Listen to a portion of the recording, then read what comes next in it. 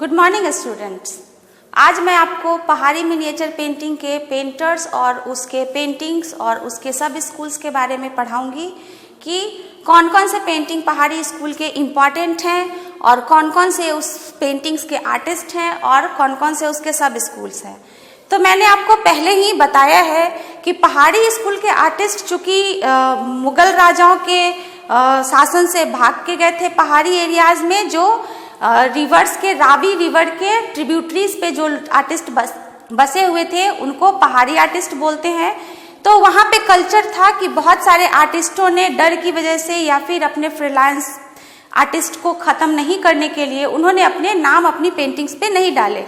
तो पहाड़ी आर्टिस्ट के बारे में जानने से पहले आपको जो भी मिनिएचर पेंटिंग्स बनाई गई हैं मैं उसके टेक्निक्स के बारे में आपको पहले क्लियर कर दूं।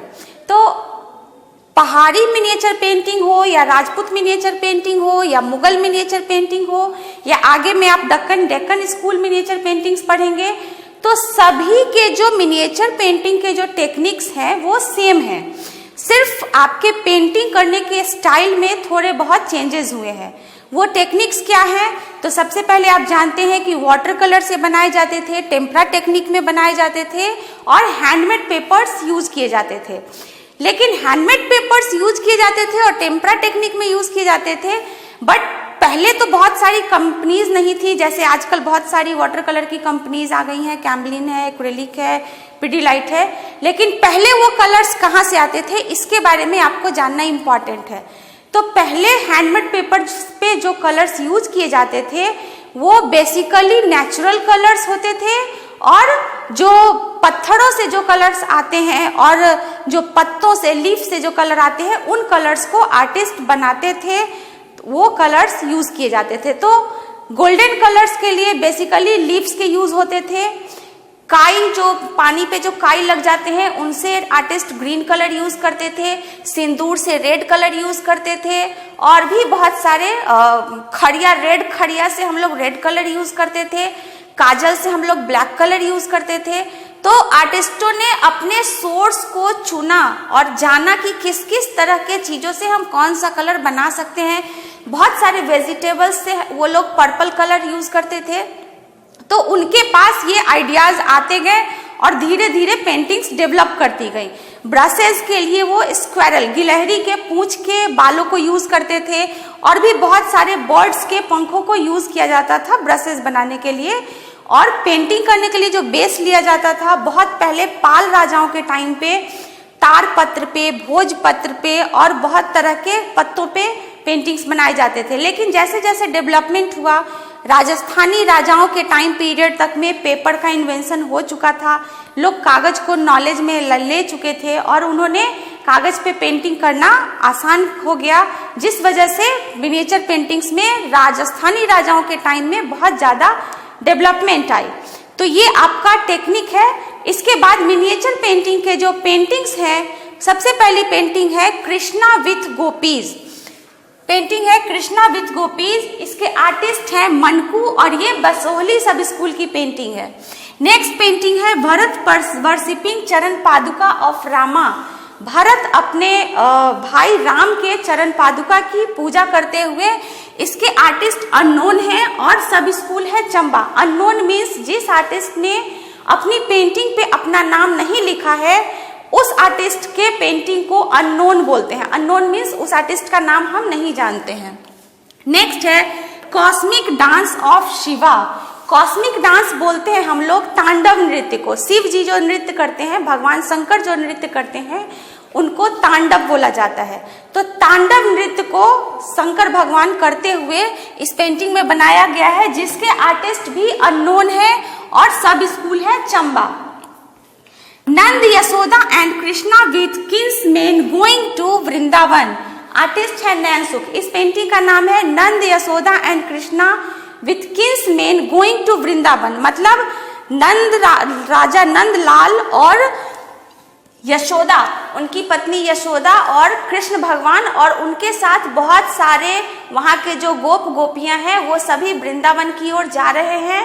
और इसके आर्टिस्ट है नैनसुख और सब स्कूल है कांगड़ा। नेक्स्ट पेंटिंग है Radha and Krishna looking into a mirror.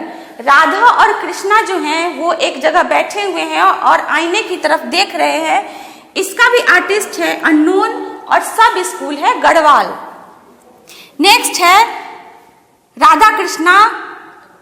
अब मैं इस पेंटिंग को आपको एक्सप्लेन करूंगी। Krishna with gopis.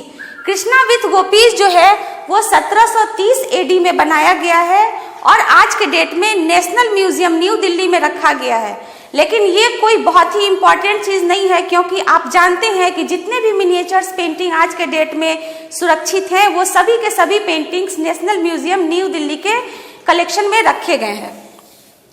इसको ये जो पेंटिंग है वो जयदेव के गीत गोविंद जो काव्य है, महाकाव्य है, जयदेव की लिखी हुई है, उसी के बेस पे बनाया गया है और यह एक बहुत ही सुंदर पेंटिंग है। इस पेंटिंग में बनाया गया है, जैसा कि आपको नाम से पता चलता है, कृष्णा विथ गोपीज। मतलब कृष्णा जो है वो बहुत सारी गोपियों के साथ हैं, जो कृष्ण भगवान बीच में खड़े हैं और साइड में बहुत सारे गोपियां खड़ी हैं और वो लोग नृत्य और संगीत गा रहे हैं और सभी रास रचा रहे हैं। इस पेंटिंग में कृष्ण भगवान ने पीले कलर की धोती पहनी है और फुल्ली ऑर्नामेंटेड फिगर बनाया गया है। कृष्ण भगवान को नीले रंग का बॉडी बनाया गया है और पीले रंग की धोती में बहुत सारे रत्न वगैरह डेकोरेट किए गए हैं और गले में बहुत सारे ऑर्नामेंट्स पहने हैं, हाथ में बहुत सारे ब्रेसलेट्स पहने हैं, कंगन पहने हैं। और जो गोपियां हैं, गोपियों को भी फुल्ली डेकोरेटेड बनाया गया है और उन्होंने जो ड्रेस पहना है वो है घाघरा चोली और दुपट्टा पहन रखा है और वो बहुत ही सुंदर है। कुछ गोपियां कृष्ण को सजा रही हैं, कुछ गोपियां उनके साथ नृत्य कर रही हैं और कुछ गोपियों को उनके साथ प्रणाम कर रही हैं और कुछ पंखा झल रही हैं।